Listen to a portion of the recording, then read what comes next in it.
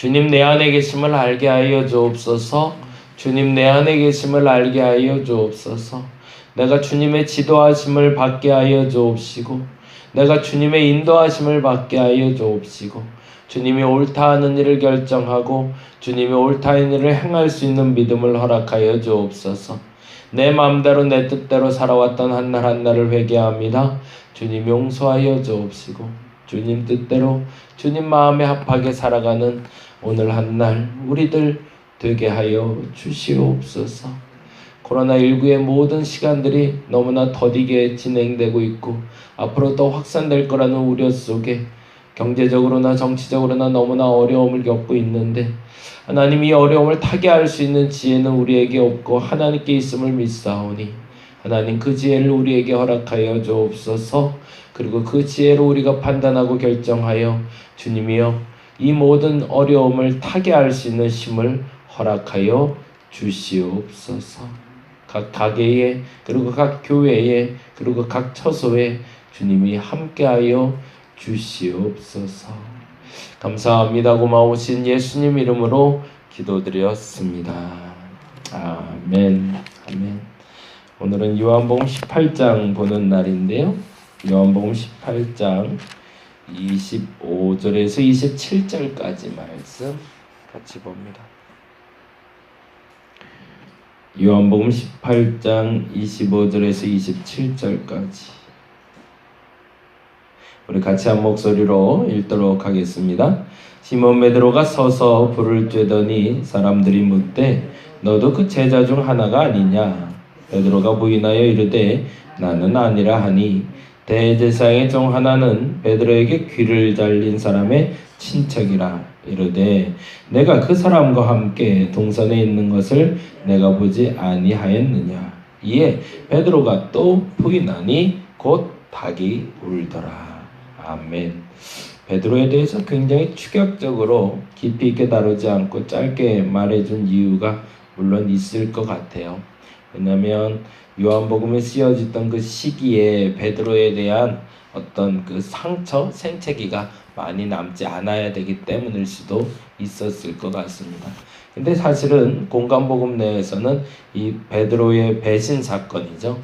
베드로의 신앙의 오류가 발생한 사건이고 신앙이 떨어지는 이 사건에 대해서 조금 더 구체적으로 설명을 하면서 우리가 신앙이 이렇게 뭐라 그럴까 무너지는 이유에 대해서 다음과 같이 설명을 하고 있어요. 먼저 마태복음 26장 33절을 볼까요? 왜 우리의 신앙이 무너질까? 그 이유를 잠깐 좀 살펴보려고 합니다. 신앙이 있다라고 나는 신앙의 확신이 있다라고 얘기하는데 우리의 신앙이 왜 무너질까? 26장 마태복음 26장 33절 35절 두 개를 볼 텐데요.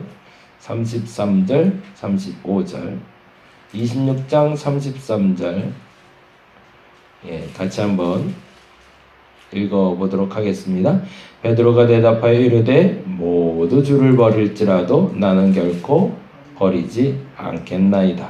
35절 베드로가 이르되 내가 주와 함께 죽을지언정 주를 부인하지 않겠나이다 하고 모든 제자도 그와 같이 말하니라. 신앙이 무너지는 첫 번째 이유를 다음과 같이 이야기하고 있습니다. 자기 확신으로 신앙생활을 할 때 괜찮을 것 같아요. 할 수 있을 것 같아요. 아니 할 수 있다고 생각하고 있어요.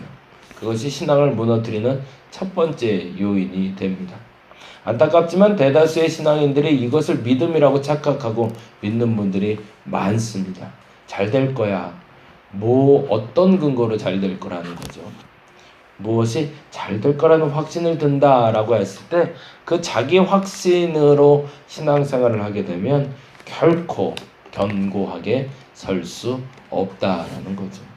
베드로는 알고 있었습니다. 내가 이 정도 예수를 알고 내가 이 정도 예수를 따랐고 내가 전 재산을 그리고 가족도 버리고 예수를 쫓았는데 까짓거 예수님이 당하는 고난, 예수님이 마시는 잔 그건 내가 왜 못 마셔? 그 정도는 나 할 수 있지. 설마 남들이 다 버려도? 아니, 남들이 다 버려도 난 결코 안 버려. 어디서 나온 자신감일까요? 하나님이 주신 자신감이 아니라 자기 확신이었던 거죠. 안타깝지만 이 믿음으로 무너진 사람들을 다시 세우는 것이 참으로 어렵습니다. 왜냐하면 믿음의 기준을 잘못 알고 있기 때문에 그렇습니다. 그래서 이 자기 확신, 자신감을 세워주는 잘못된 설교를 듣고 시험에 드는 경우들이 너무 많이 있죠. 그리고 잘 될 걸로 믿습니다. 잘 될 걸로 믿습니다. 그러고 아멘 하라고 해놓고서 나중에 일이 꼬이고 나면 서로 말 못하는. 이번에도 교회 하나가 코로나 확진 때문에 문을 닫고 예배드릴 교회가 하나 있다는데 그 교회가 치유 중심의 교회라고 그러더라고요. 그래서 죄송한 얘기인데 그런 얘기를 많이 했대요. 우리 교회는 결단코 코로나는 안 걸린다. 믿음이 있기 때문에 결단코 그런 일 없다. 말도 안 되는 믿음인 거죠. 우리 굉장히 조심스러운데 솔직하게 고백해야 돼요. 그것이 믿음이 아니라는 거죠. 오히려 근데 거꾸로 참 재미난 이야기를 듣게 되는데 이번 주일날 강의 오셨던 분 통해서 그 코로나19 때문에 우리가 손도 잘 닦고요. 그리고 청결을 잘하니까 잔병이 없어졌대요. 그래서 원래 이 시기에 독감이 한번 돌아야 되고 아이들이 소아과가 막 붐벼야 되는데 소아과에 손님이 없대요. 이게 의외의 경우가 발생한 거예요. 그러니까 그만큼 그동안 우리가 청결을 유지하지 못하고 살았던 거고, 근데 반면에 코로나가 두려워서 깨끗이 씻다 보니 오히려 다른 잔병이 사라지는 그런 아이러니한 결과를 가져왔다는 거죠. 신앙의 무너짐의 첫째는 자기 확신입니다. 주시는 마음으로 확신을 갖는 것이야 당연한 거겠지만 나 스스로 잘 될 거라 나 스스로 할 수 있다라는 자신감이 신앙이라는 착각을 우리는 버려야 된다는 거죠. 두 번째로 41절인데요. 41절 같이 한번 볼까요? 41절 말씀 보면서 마음이 많이 저 역시도 찔림이 됐는데 같이 한번 읽어보도록 합니다. 41절 시험에 들지 않게 깨어 기도하라 마음에는 원이로되 육신이 약하도다. 거기다가 줄을 쳐놓고요. 기도하지 않았기 때문에 무너지는 겁니다. 우리 솔직히 인정해야 됩니다. 그런데 거기에 전제 조건이 있어요. 마음은 있는데 기도하지 않은 것도 신앙이 무너지게 하는 도구가 된다는 거죠. 보통 그런 분들 얘기 많이 들어요. 아우 너무 바빠서 기도할 시간이 없어요. 근데 내가 마음은 안 그래요. 그리고 스스로 위로합니다. 근데 죄송하지만 마음은 원이로되 육신이 약해서 기도하지 않은 건 기도 안 한 겁니다. 내가 마음으로는 기도했는데 우리 애들 밥 먹을 때 그 얘기 많이 해요. 너 기도하고 먹니? 그러면 마음으로 했대요. 진짜 했는지 안 했는지 확인할 길은 없지만 그건 안 한 거죠. 행동이 따라가지 못하는 것은 죄송하지만 안 한 겁니다. 마음으로 했다. 내가 마음으로 너 사랑하는 거 알지? 내가 마음으로 정성껏 하고 있는 거 알지? 죄송하지만 그건 안 한 겁니다. 그렇죠? 마음은 갖고 있지만 기도하지 않은 것. 그것이 베드로를 물어뜯는 결정적인 계기가 됐던 거죠. 겟세마네 동산에 올라가시면서 마지막에 베드로와 세베대의 두 아들만 데리고 올라가신 특별한 이유가 있었겠죠. 그들에게 절실하게 기도할 수 있는 기회를 허락해 주기 위해서였겠죠. 근데 안타깝게도 베드로는 그 기회를 놓치고 맙니다. 그리고 심지어는 본인이 약속했던 것도 지키지 못하는 거죠. 두 번째 신앙이 무너지는 가장 큰 이유는 마음으로 한다고 착각하며 기도하지 않을 때입니다. 세 번째는 69절에서 71절까지 말씀인데요. 조금 길기 때문에 이렇게 한번 읽어볼게요. 69절에서 71절까지만 한번 보죠. 69절, 71절 같이 한번 읽어봅니다. 베드로가 바깥들에 앉았더니 한 여종이 나와 이르되 너도 갈릴리 사람 예수와 함께 있었도다 하거늘 베드로가 모든 사람 앞에서 부인하여 이르되 나는 내가 무슨 말을 하는지 알지 못하겠노라 하며 앞문까지 나아가니 다른 여종이 그를 보고 거기 있는 사람들에게 말하되 이 사람은 나사렛 예수와 함께 있었도다. 네, 거기다 줄을 좀 쳐놓는데 69절에 예수와 함께 있었도다. 71절에 예수와 함께 있었도다. 하나님과 함께 있는 게 자신감이 떨어지면 신앙이 무너지기 시작합니다. 하나님과 함께 한다는 건 교회 다닌다는 걸 말하는 게 창피해요. 교회 다닌다는 걸 숨기고 싶어요. 요즘 그렇지 않나요? 요즘 교회 다니면 죄인이라 교회 갔다 왔니? 아니 안 갔다 왔는데 이렇게 말하여 살아요. 예수님과 함께한 게 창피하고 예수님과 함께한 게 오히려 내게 피해를 줄 것 같을 때 신앙은 무너지기 시작합니다. 잘 알고 있는데요.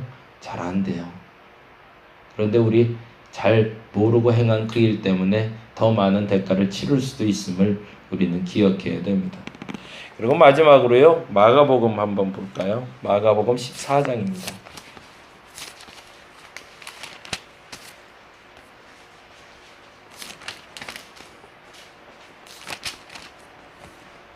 마가복음 14장 72절 말씀.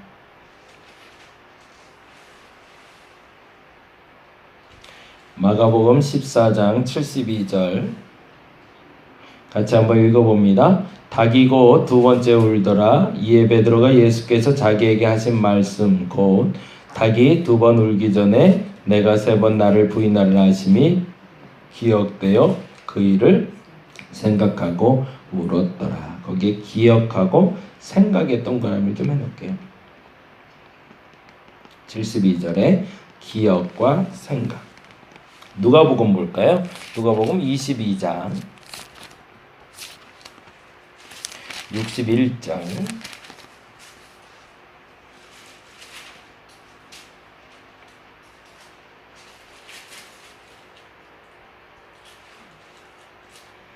누가복음 22장 61절 같이 한번 읽어봅니다. 22장 61절인데요. 네. 주께서 돌이켜 베드로를 보시니 베드로가 주의 말씀 곧 오늘 닭 울기 전에 내가 세 번 나를 부인하리라 하심이 생각나서 거기에 생각에 동그라미 줬죠. 이것도 역시 똑같은 얘기지만 말씀을 기억하지 못하기 때문입니다. 신앙이 무너지는 이유는 말씀을 안다고 착각하지만 정작 필요할 때 말씀이 기억나지 않기 때문에 그래요. 그러면 기억나지 않는다는 건 뭘까요? 말씀을 건성받다는 거죠. 예수님이 베드로에게 마지막 했던 얘기였습니다. 겟세마네 동산에 올라가기 직전에 성만찬 자리에서 그 최후의 만찬 자리에서 예수님이 베드로에게 마지막 했던 얘기를 베드로는 건성 들었던 거죠. 지금까지 했던 모든 이야기들 중에 제일 중요한 얘기였는데 그 중요한 얘기를 망각하고 있다가 그 일이 지나고 나서야 생각이 났다라고 말합니다. 그 순간에 생각나지 않는 건 그것은 알지 못하는 겁니다. 우리 애들 우리 둘째가 내일 학교를 가요. 또 일주일에 한 번 오래요. 그게 학교를 가는 건지 마는 건지도 모르겠는데 근데 어저께 밤 11시에 생활계획표라고 그러죠. 그걸 또 올려준 거를 집사람이 보는데 야 큰일 났다 내일 시험 본다 그러는 거예요. 무슨 공부를 했다고 시험을 봐요. 그러니까 그 친구가 하는 얘기가 그거죠. 아니 내가 다 생각이 나는데 모르겠어요. 오늘 결과가 어떻게 될지 모르지만 시험 점수 보면 꼭 그 얘기해요. 점수 나온 다음에 이거 다 생각났었는데 다 틀렸대요. 그럼 그게 생각난 건가요? 생각 안 나는 거죠. 시험 본 다음에 생각나는 건 아무 의미가 없습니다. 시험 볼 때 생각이 나야 옳은 거죠. 신앙생활도 마찬가지입니다. 지금 생각이 나야 됩니다. 코로나19를 겪고 있는 이 시간에 나중에 지나고 나서 아이 그때 그거 했어야 되는데 그 생각날 땐 이미 내 신앙은 무너져 있다라는 얘기죠. 오늘 생각나야 됩니다. 오늘 내가 뭘 해야 될까? 사실은 잘 모르는 것들이 많습니다. 그럼에도 불구하고 오늘 생각나면 나를 지킬 수 있지만 오늘 생각나지 못하면 오늘 무너져 내리고 있는 나를 발견하게 된다는 겁니다. 이 모든 것이 끝났을 때 신앙이 무너진 사람이 아니라 신앙이 견고한 저와 여러분 되시길 간절히 바랍니다. 신앙의 확신? 그 확신은 내 확신이 아니라 하나님이 주신 확신이어야 됩니다. 기도하고 싶었는데 마음은 있었는데 그거 다 거짓말입니다. 기도하고 싶었다는 말이 우리 마음에 사라져야 됩니다. 무엇보다도 예수님과 함께하는 것들이 당당해야 됩니다. 그리고 지금 생각나야 됩니다. 지금 말씀이 생각나는 사람들 그분은 하나님이 그 말씀으로 지켜주실 겁니다. 근데 만일에 그 말씀이 지금 생각나지 않으면 무너진 이후에 베드로처럼 통곡하고 울 일이 있음을 우리는 기억하고 오늘을 지켜낼 수 있는 저와 여러분 되시기를 간절히 바랍니다. 기도하겠습니다. 베드로를 지켜낼 수 있는 힘은 베드로 자신의 확신이 아니었습니다. 그런데 베드로는 몰랐습니다. 내가 설마. 그런데 그 설마가 사람 잡는다고 한순간에 무너져 내리고 맙니다. 자기 확신으로 신앙생활하는 거 아닙니다. 하나님이 믿음을 주셔야 믿어지는 겁니다. 그 사실을 알게 하여 주시옵소서. 내가 마음은 있었는데 그거 기도 안 한 겁니다. 내가 기도하고 싶었는데 그건 기도 안 한 겁니다. 결단코 무너지게 될 겁니다. 예수님과 함께하는 게 자신이 없으면, 내가 교회 다니는 게, 교인이라는 게 부끄럽다면 결단코 무너질 겁니다. 무엇보다도 지금 말씀이 생각나지 않으면 그 신앙은 반드시 무너집니다. 하나님 때에 따라 기억나게 하시고 때에 따라 그 생각을 되돌려 주시사 꼭 필요한 때에 그 말씀을 상고하고 그 말씀으로 이겨내게 하여 주옵소서.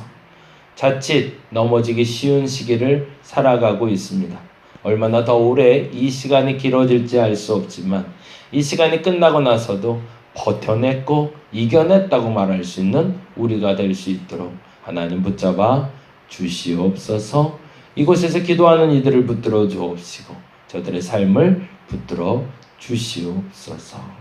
감사합니다. 고마우신 예수님 이름으로 기도드렸습니다. 다 같이 기도하고 돌아가도록 하겠습니다.